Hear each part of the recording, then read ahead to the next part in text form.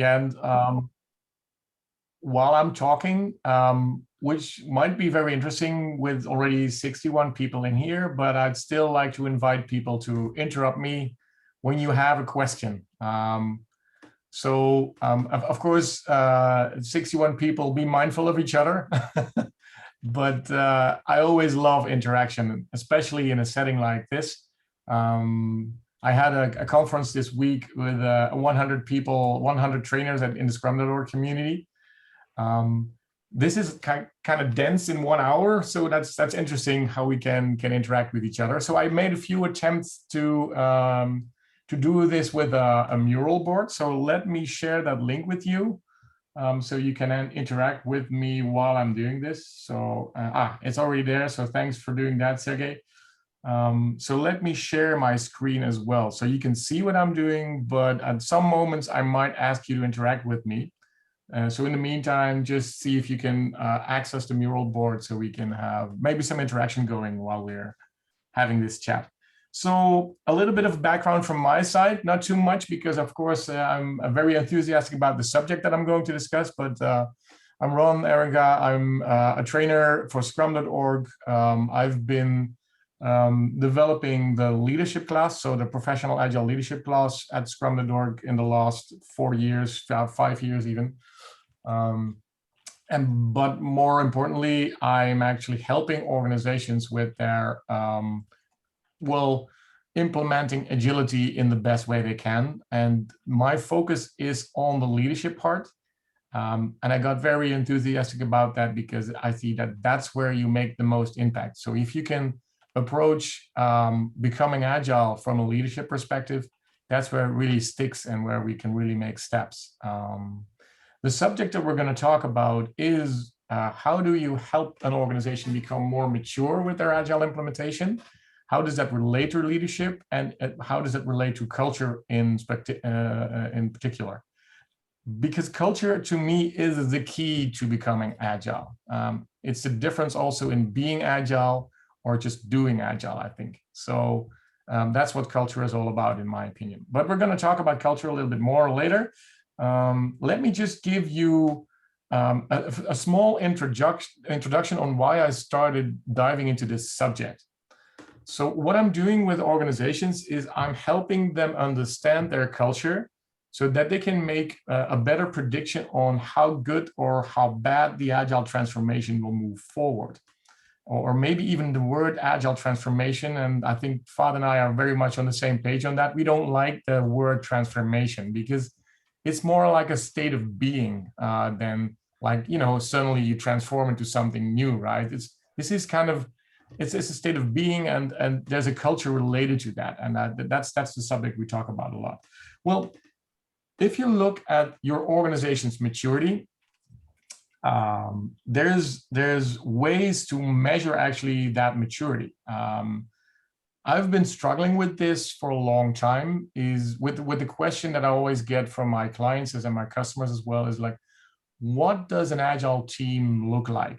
A mature agile team, right? I had the luck to work with many organizations in the last, 12 to 13 years in their agile transformations. And one thing I've seen a few times is very mature teams that can really self-organize. And the energy that is there when you have teams that are really end-to-end responsible for their product, that they really can engage with their customers. If you see that happen once, you never want to let go of a team like that. Unfortunately, I'm always an external person that comes in and helps, so I have to let go. That's my pitfall, at least. But the few times that we've seen mature teams are very much big learning moments for me as a leader, and I learned a lot from that. What we especially learned is the patterns that teams typically go through when they start using Agile in the beginning versus when they are very mature at applying Agile. And we captured those patterns with a number of conversations with trainers in the community, but also with my clients. And that's one of the first patterns I wanted to share with you in this presentation. So, okay. What you can see over here is 5 levels of maturity that we typically see pop up with teams that we are guiding. there's this also, there's a pathway that you typically see that people go through. What you see at the first level of maturity, we typically see people like looking for the practical knowledge or the theoretical knowledge, for example, by reading a Scrum guide or by going to a training class. Or so this is like digesting at first, how does Agile look like? If you look at team behavior, and if you look at the leader that actually is normally in a situation like that, traditionally what you see is a very much a top-down way of leading the organization, instructing the people, keeping them compliant, making sure that everybody complies to the rules. That's a typical leadership style we see at the level 1, coming from a more traditional organizational perspective. And of course, teams that are just following the rules. Rules are very unconditional, textbook kind of things. So that's the first level of maturity that we see. Now, if I jump to the most mature teams that we've seen in there, then if you go to the maturity here, what you can typically see is that teams are really responsible for everything they do. They do what works, and they actually shape the rules. So they don't follow rules anymore, they actually make the rules. And the few teams that I've worked with that were at level 5, you could really see that behavior in there. They have deep knowledge in their area of practice. Of course, this is agile maturity. So it can very much be that people are very mature in the technical stuff they do over here, but it's not very agile. It's not very self-organizing. It's not end-to-end value creation that they do. That's what we mean with level 5 of maturity in this model. The leadership style that we typically see pop up with teams that are at that level is a leadership style where the leader will operate in the shadows. So he's not there prominently anymore, not on the stage. He puts the team on the stage, but disappears somewhere in the back, providing still guidance, creating a great mission, helping the teams to create a great mission in the organization. But still, greatness is there by stimulating others to take up a leadership role. That's kind of the leadership style that we see pop up with a team at level 5. And there is a few levels in between. Meeting somewhere in the middle is quite interesting, where, for example, people collaborate, contribute in a team already, and we make the rules together. So here, this is where teams create the rules. This is where we co-create the rules, where leaders still help the teams create the rules. So that's kind of the different levels that we've seen. I'm not going to go in all the details that we found there, because I can talk about this for an hour, not doing that. I just want to check. I don't think, let me see, how many people do we have in here? 62. I think I have enough of those orange thingies over there to move around. So what I would like to invite you to do is put your puppet there where you think that your organization most likely resides in their agile maturity. Excuse me, I was too stupid to find the link for the mural board. Could you share it once more in the chat? That would be very nice. Thank you. Of course. While everybody is moving around, I have some time to do that. Or I did that. Level 0 is missing. Yeah, and I have to refresh my mural board because there's so many people now engaging there, which is amazing to see that it actually also works. There we go. So it's on the chat already, I understand. Yeah, there we go.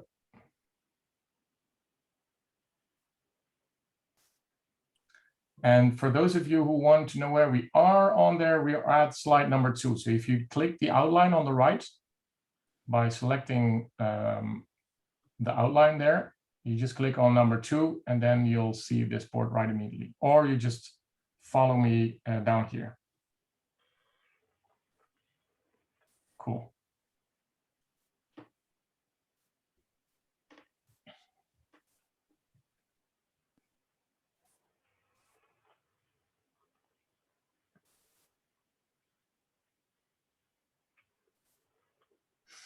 Okay.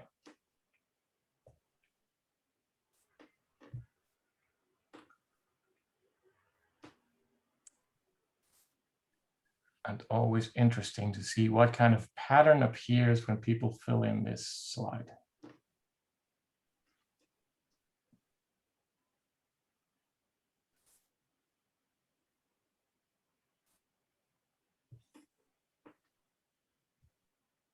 And what I also like is that people are being very honest when they're really top down here, because somebody just fell off the chart here. It's level 0. Yeah. And amazing also that somebody is at level 5. Just give 2 people the space there. I'm really curious about the person who is, he disappeared over there. That's a pity. I'm just going to pick the person that's the highest in the ranks there, just to share that story. Well, how does that look like over there? But I also want to give the person, so if you want to, also to explain a little bit why you think that's right somewhere at level 0. So shall we start with the level 0 person over here who wants to elaborate a little bit on this? Is that okay? Yes, I can explain. Well, I was in your pale class.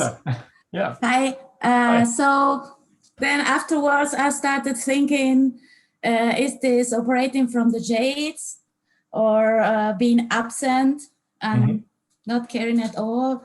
And if you take the best people but mix it with the worst, what is the result? So yes, for me, the result is not 1, it's less. So, okay, yeah. Yes.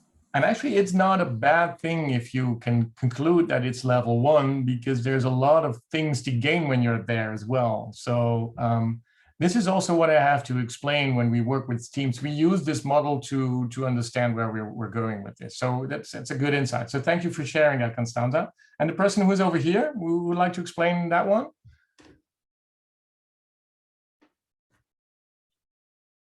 Or did I scare you off now? Which would be a pity.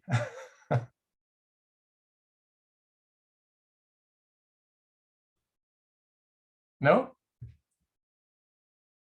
Or maybe someone else who's higher up in the ranks, maybe the one with the orange there. How does it look like over there? Hi, yeah. That up there, it looks like, yeah, that's very, very demanding. Like in the sense that you have to do this and that and that, and that's all. There is no bilateral dialogue between the organization and the team or the workers. That's why I put it up there, because I thought it would be the most near to what we experience in team. Yeah. So it's a lot of work, you're saying, actually, right? To stay also over there, right? That's what is that correct? Yeah. Yeah. Yeah, I can totally understand what you're saying. I've been there a few times. Keeping an organization at level 5 is even harder if you're moving towards that place. And we're going to talk about a little bit more about that why. But if you look at this pattern, this is kind of interesting, because I think this is like the 100th time that I did this exercise in a workshop or a training course. And the same pattern keeps popping up every time. People like tell me like, yeah, maximum we're at level 3. And yeah, here and there you see some people, I call that the glass ceiling, breaking through that glass ceiling, moving towards level 4, level 5. So I started wondering, is this now a pattern? Because I've seen this in many organizations. So looking at the next slide there, maybe you've known about this report. There's this report out from version 1 that they measure every year, a worldwide survey, where they ask people the same question, like how mature is your organization in applying Agile? And for some reason, in a few years in a row already, well, and I'm just gonna skip this for now, I'm gonna come back to it a little later. A few years in a row, you see similar metrics popping up. So I've been following this survey since 2006, I think. But since 2014, in that same survey worldwide, they ask people kind of similar question. Of course, they're not using the maturity model that we've created. They're using their own wording. But if you look at the wording and then just start adding the numbers up, you can see exactly the same pattern. It's like, most of the people say, yeah, we're somewhere at level 2 or level 3, like it just also popped up when you were doing the exercise. And then here and there, some people say, yeah, we're at level 1, just starting, maybe at level 0, like Constanza just mentioned. And only 16% of the people worldwide in that global survey say we are actually at 16%. What worries me a little bit is that since 2014 until like 2019, when I collected the last data, it hasn't actually changed that much. It's actually quite stable. So, and that's the worrying thing, right? Agile already exists since 2001, since the manifesto was created. And apparently for a long time, this is kind of the status quo that we have. So you could ask yourself the question, why isn't this changing? When one of the things that the questionnaire, by the way, also mentioned is, why are organizations moving towards agility? That's also very good to know. So the most important reason is improving time to market, changing priorities, increasing productivity, and some other stuff that's over there.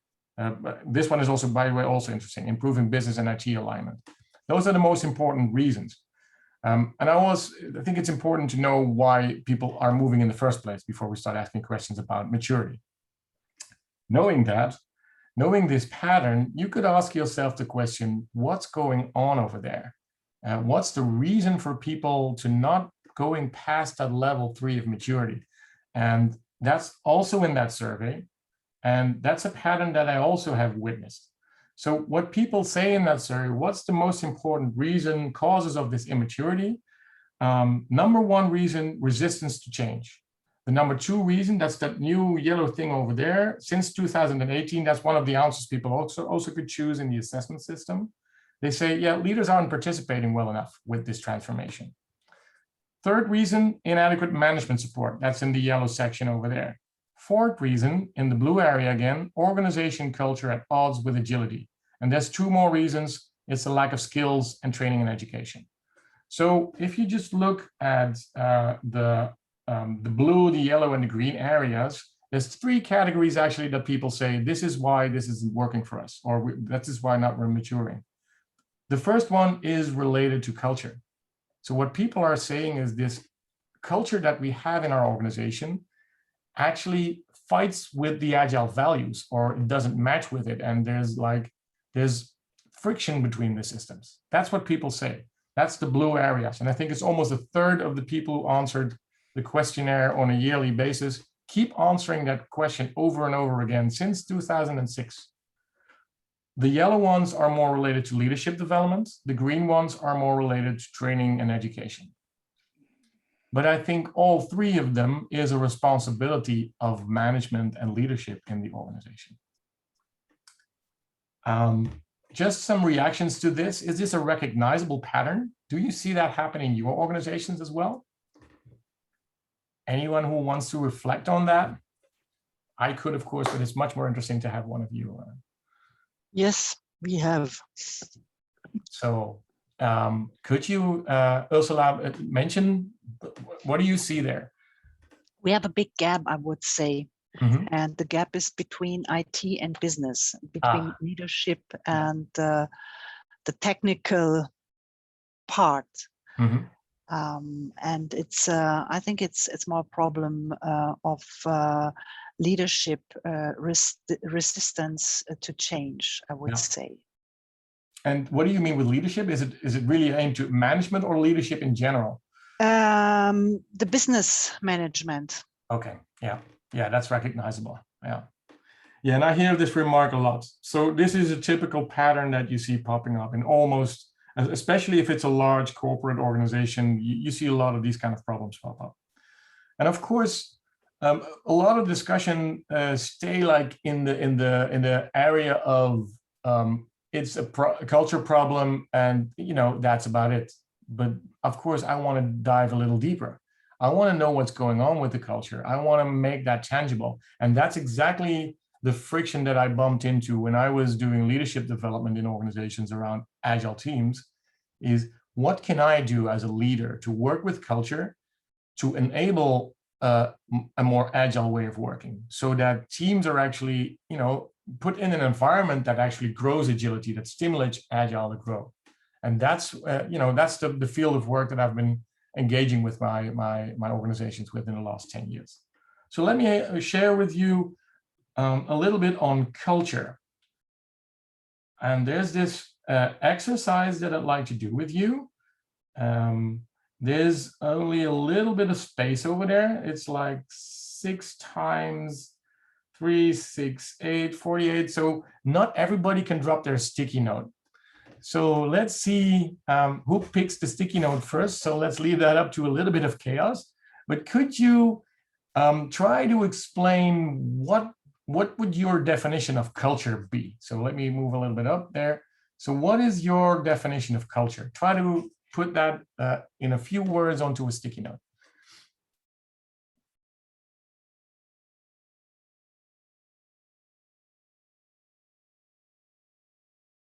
And I'm using a very strict time box of 1 minute. So in 1 minute, I'll just... Someone's already written down what I wanted to say. That's also a great way to participate, or do a +1 on the same note, right?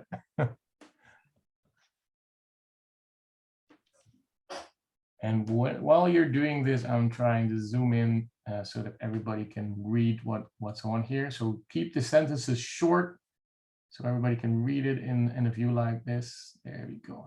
Yeah.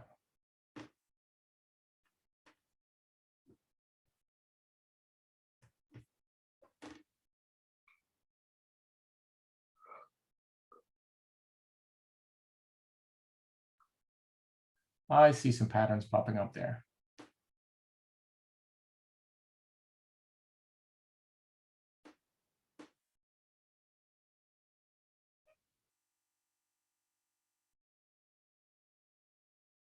Awesome. So while you're still typing, and probably I'm going to realize that I'm going to influence what you're typing now, but what you typically see pop up when we do this exercise, there's 3 terms that come to mind. I see behavior, I see communication structure, so that's more hard structures, right? It's behavior, it's structure, and typically it's values and beliefs. So if you just look at this, and by the way, context and history, I don't know if context, control system, power structure, often hierarchy is also mentioned in here. I don't know if somebody put that up. But if you look at this triangle over there, this is typically what people answer, and you can see it over here already. You can see that people answer like, yeah, it's a sort of like values and beliefs. Values and beliefs lead to certain behaviors and rules that we come up with. And those behaviors and rules and the values are always put in a context of an organization or a team or, you know, a society that we live in. So there's a type relationship between those 3. And we're going to discover a little bit. So we're going to discover a sort of a framework how you can define culture. Maybe you've heard of spiral dynamics. Ever heard of that term? I see some people nodding. I see some people nodding yes and no. So what I'm using behind this whole way of defining culture is a framework called spiral dynamics. And let me try to explain in like very shortly what we mean with culture. So let me move towards the definition of culture. My definition of culture would be that culture is a mix of individual value systems that people will bring along when they come to work or when they join a group or whatever social interaction they have with each other. That's how I would define culture. It manifests itself in values, in beliefs, but also in the structure around us, the infrastructure that we operate in. So this would be my definition of culture. And every time that new people join a team or an organization, the culture gradually also shifts.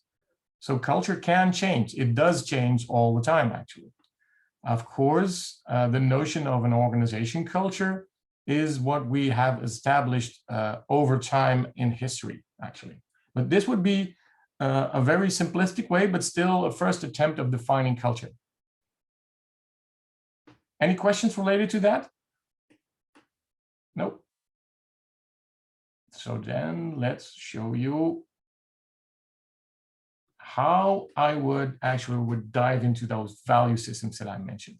So what this Mr. Claire Graves has done, it's a professor in the US at a university that did some research experiments with his students.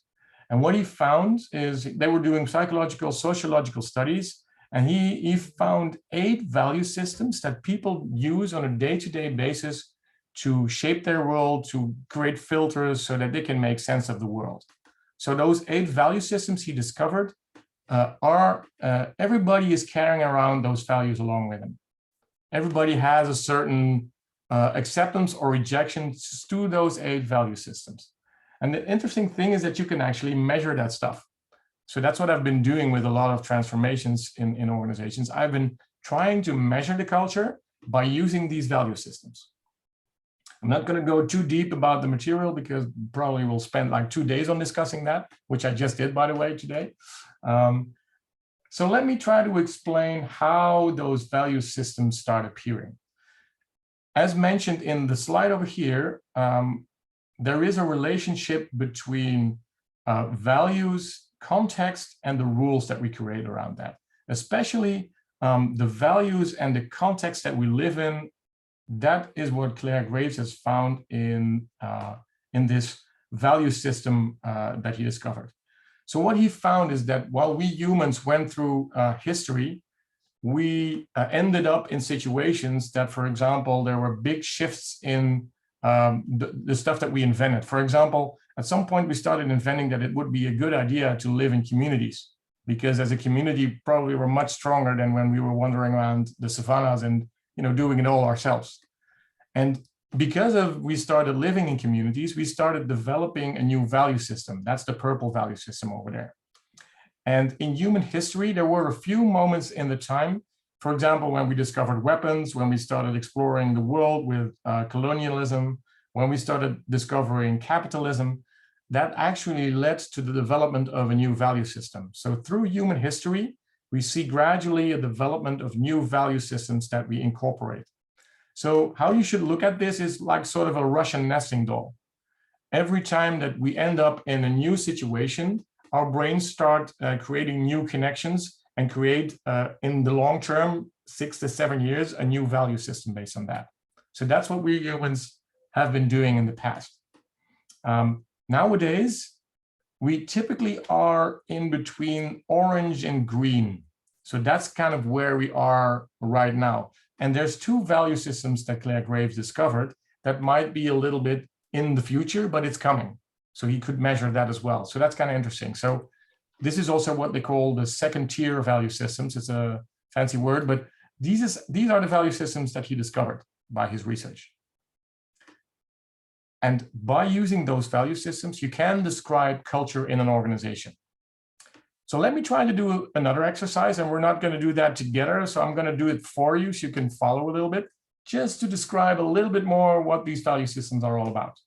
So let me show you shortly this over here. Well, let me go to, so what you can see over here are small descriptions of, well, let me first go to the value systems over there. What you can see is once our life conditions started changing, you see the rise of a new value system, and also, and that's interesting in terms of business context, a rise of a new leadership style that complies to that value system that you see happening. So how you should interpret this is, once life conditions start changing, these life conditions trigger a certain value system in people. And that also creates a sort of a social structure where we interact with each other. And because the social structure changes, it also requires a new leadership style. That's what you can see over here.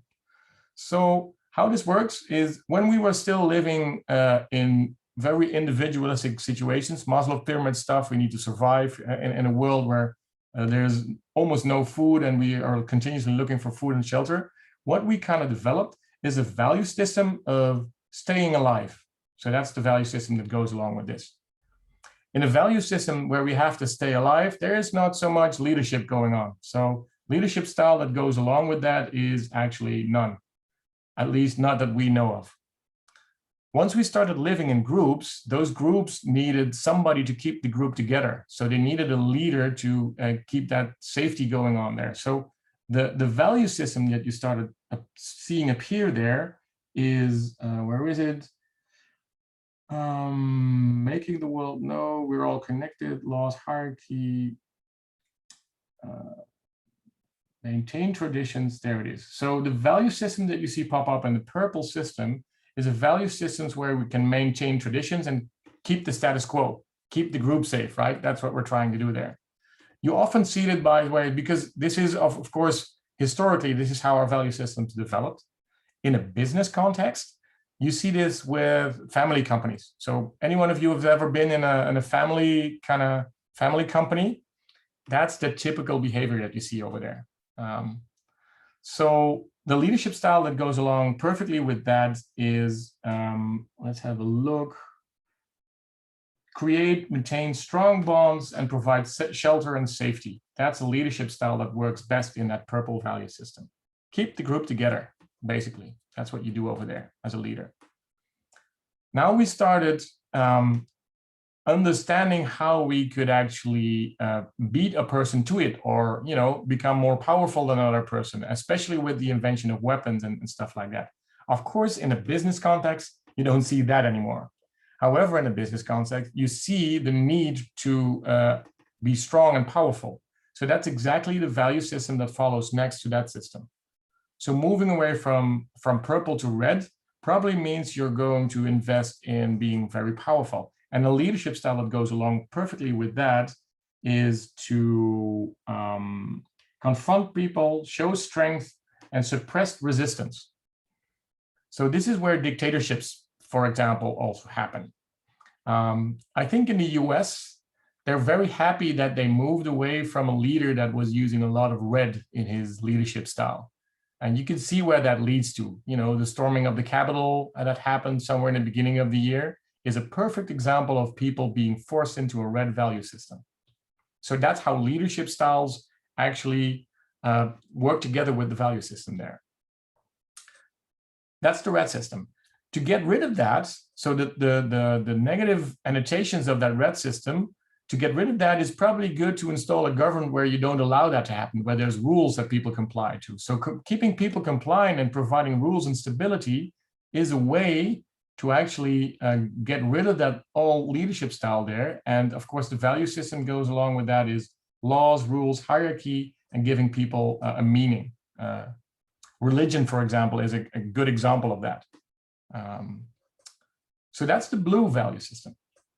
Then what follows next is within that hierarchy, gradually we start creating room for people to be successful, actually. A little bit of the American dream, or a society where the world is makeable. So the value system that follows based on that is I'm responsible for my own wealth and for my own success. That's the orange value system. And with that, there's a leadership style there where you inspire with purpose, keep the overview, and let people know. Actually, that's the next one. Support and facilitate people, team discussions, help yourself and others to connect to a unique place in the world. And no, that's what I'm looking for. There it is. I was losing that one. It says manage for results, be competitive, be entrepreneurial.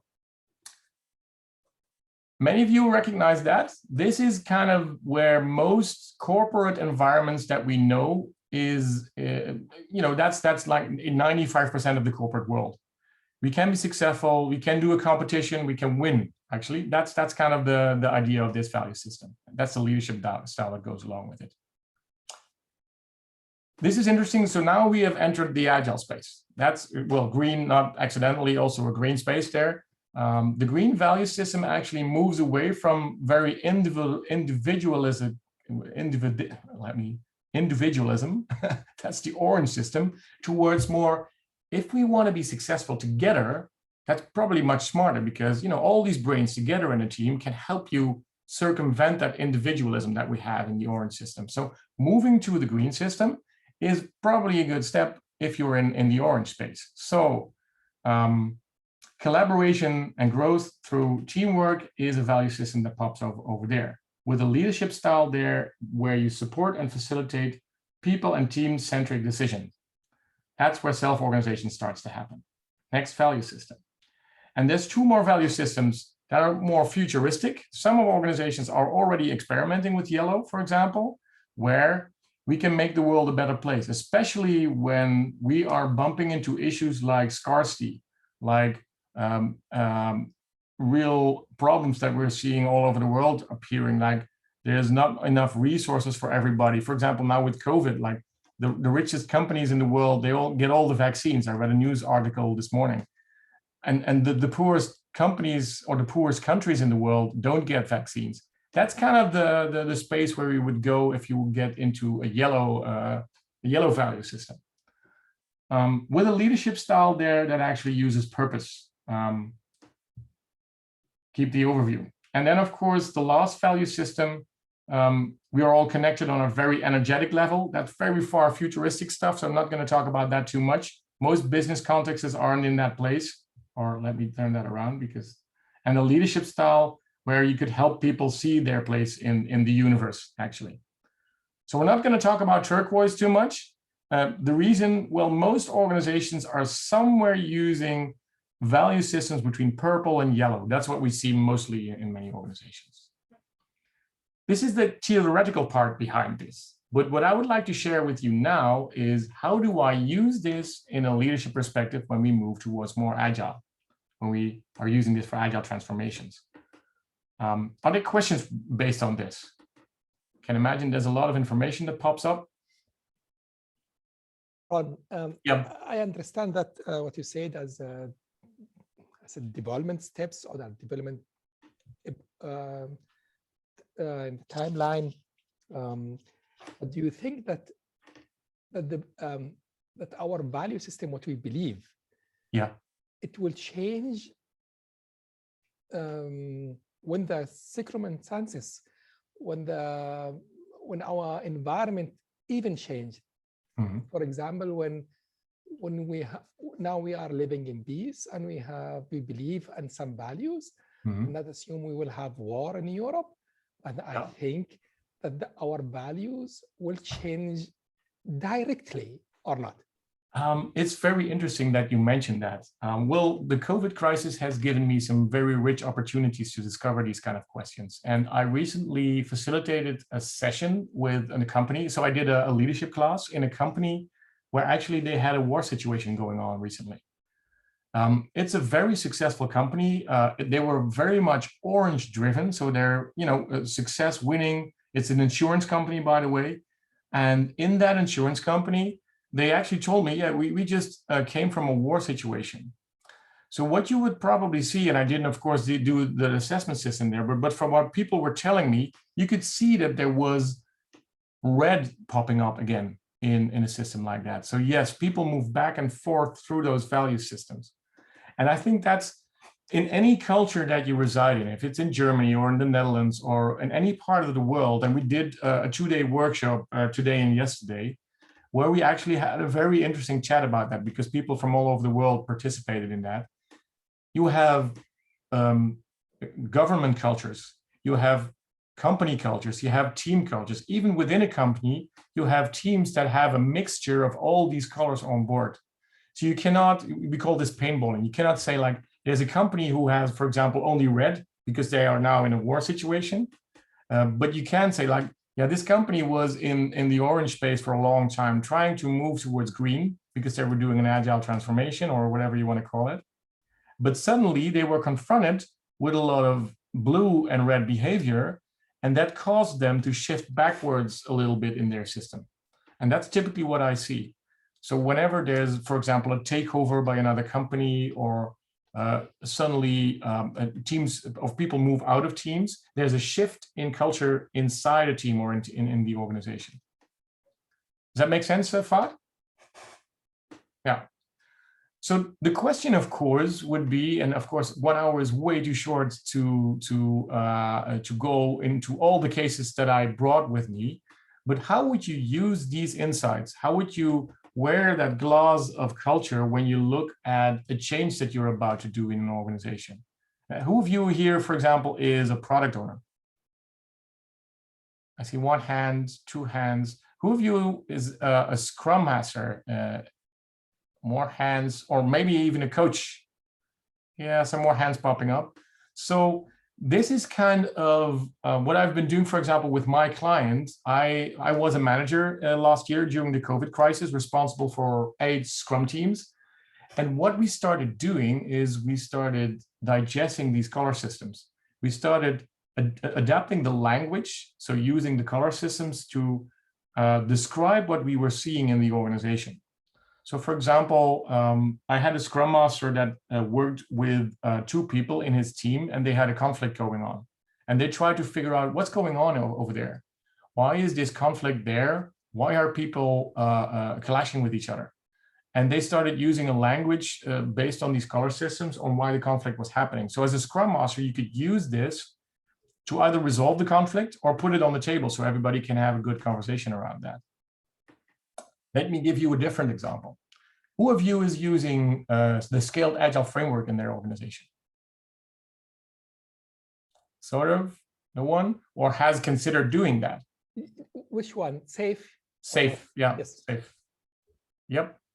So let me show you an example of that. And let me bring that. So I'm just going to unravel a number of those because I can't show you everything in there. There it is. So what most organizations look like when I enter the organization is something like this. This is kind of the average typical organizational profile that I see.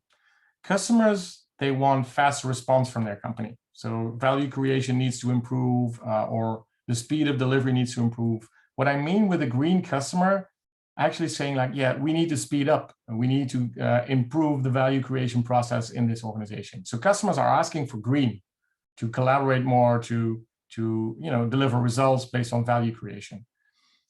When the organization is dominantly orange, which I see a lot with organizations, they try to adopt a scaling framework because that's what they're used to. They're used to these structures. They're used to measuring value portfolios. That's the language that organizations very often use. That's also the reason why SAFe is so popular in the Agile community. So if you realize that, you could use actually SAFe in a way to introduce Agile into the company, especially if you look at teams. So what you typically often see is that IT teams, very much green culture, based on collaboration, teams, self-organization in the teams. And I think, who mentioned that the problem, I think it was Ursula, is that correct? Where IT and the business isn't really talking to each other? Yes. Very often you see that the business is very much orange-minded, like we need to make a profit. We need to compete our competitors. We need to win. That kind of language is often used in a business department. So even in the language that people use, you see completely different languages being used, like using velocity versus using actual business value kind of statistics. That's very often what you typically see between those 2 departments. So there's a lot of subcultures going on in many organizations.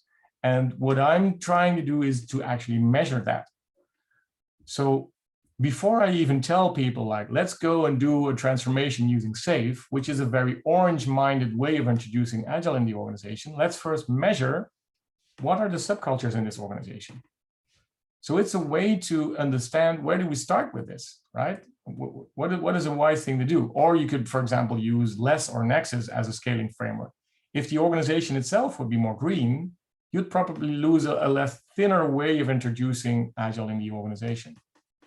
Or maybe even a more coaching approach instead of a top-down approach to agility. Does that make any sense?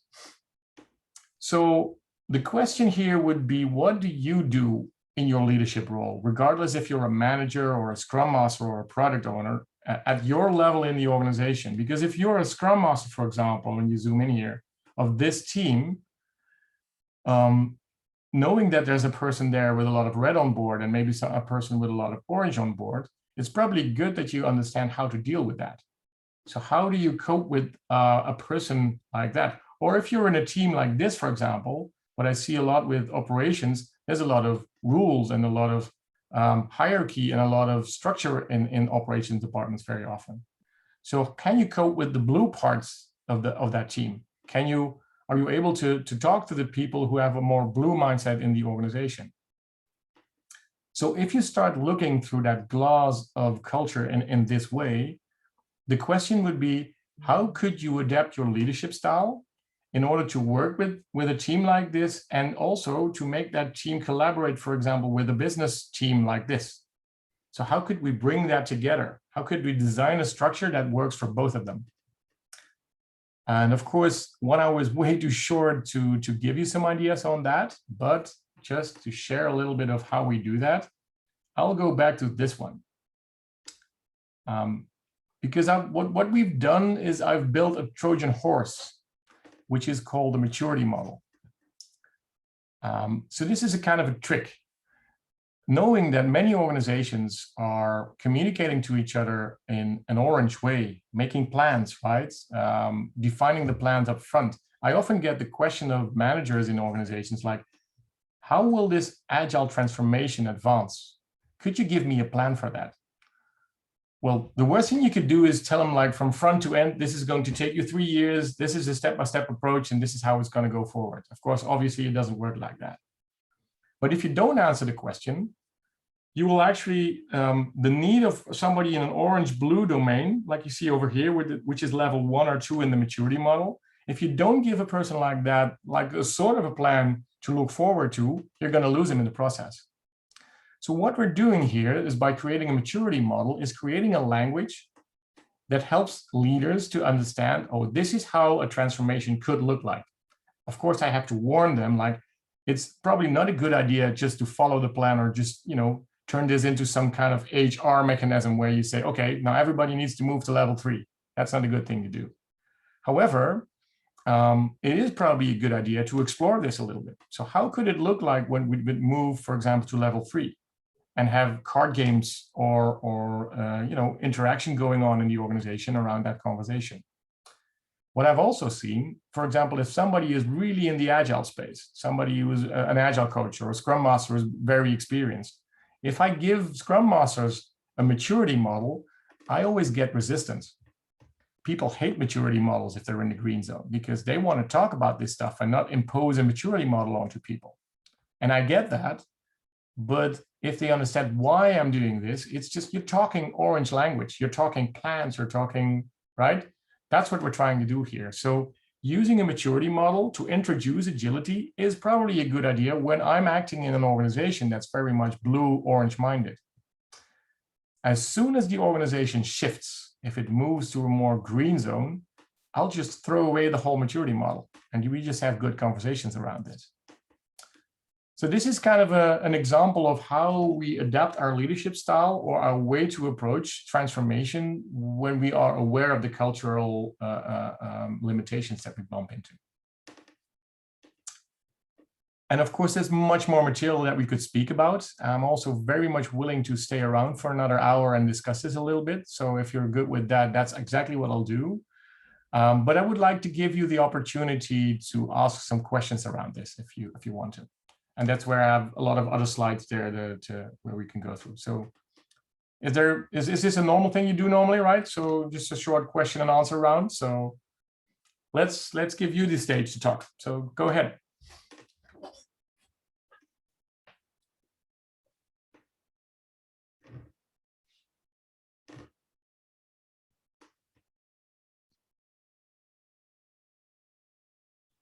I find in organizations, particularly outside of IT, this classic top-down and bottoms-up works. The middle management needs security. They're threatened by every agile transformation. Yeah. How would that observation, which I found in lots of organizations, fit with your maturity? That's a very good question, David. And actually, in my conversation I had with Sylvia in the preparation for this session, we kind of already had an interesting discussion on that, but let me elaborate on this. It starts with acknowledging that that fear is there.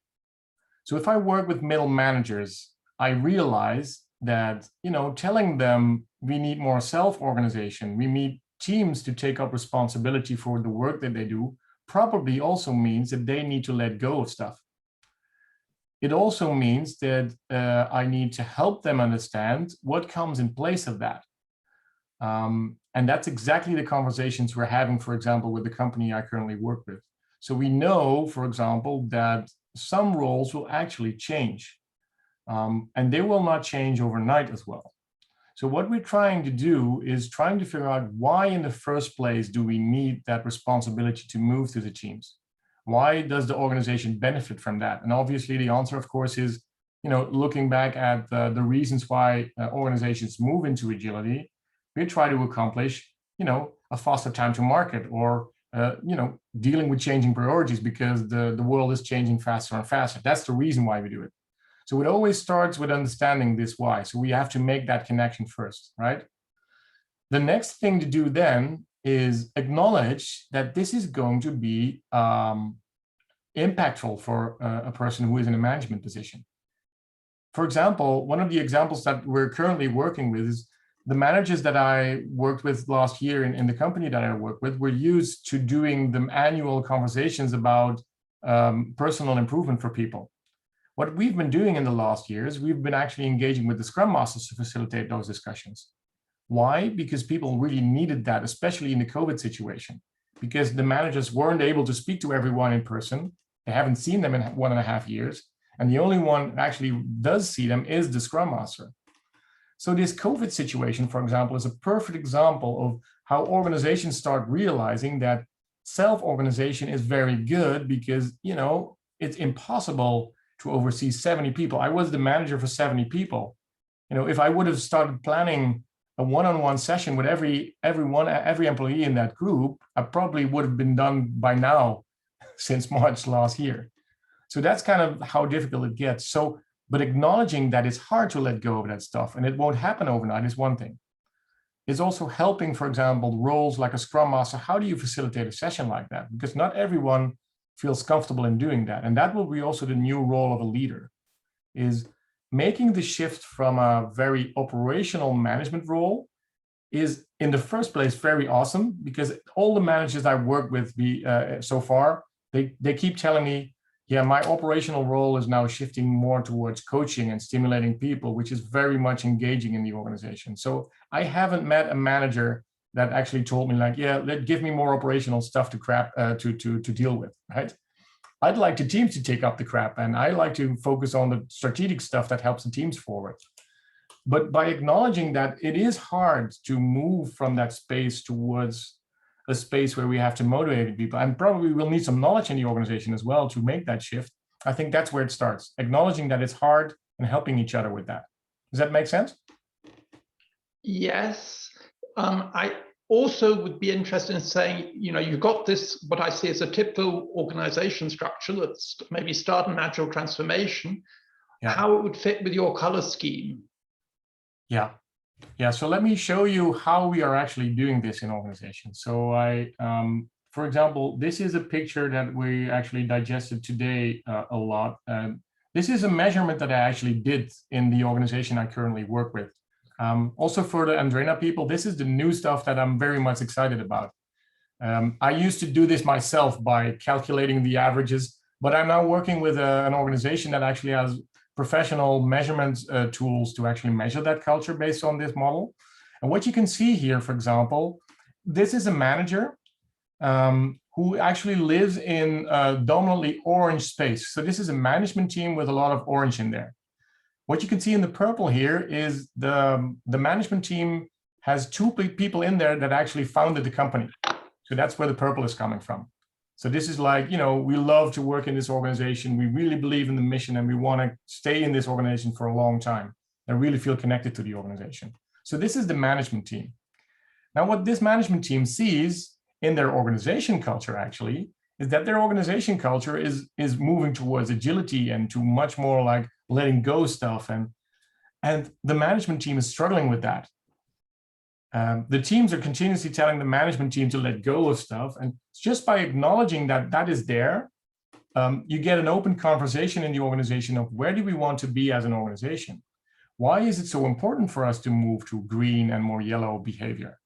By the way, it's also interesting that there's a lot of blue inside the teams, which is like a need for structure, a need for processes. So also very interesting that you would expect the management team to have a lot of blue, but it's actually the employees who show a lot of blue in there. So instead of saying that there's wrong or right to this, which is not the case, and that's the thing you need to do. There is no wrong or right or a good or a bad color in this system. Every color serves a purpose. For example, blue serves the purpose of stability. Everybody wants stability. So if you know where the stability is coming from, you can learn from the people who are in blue actually.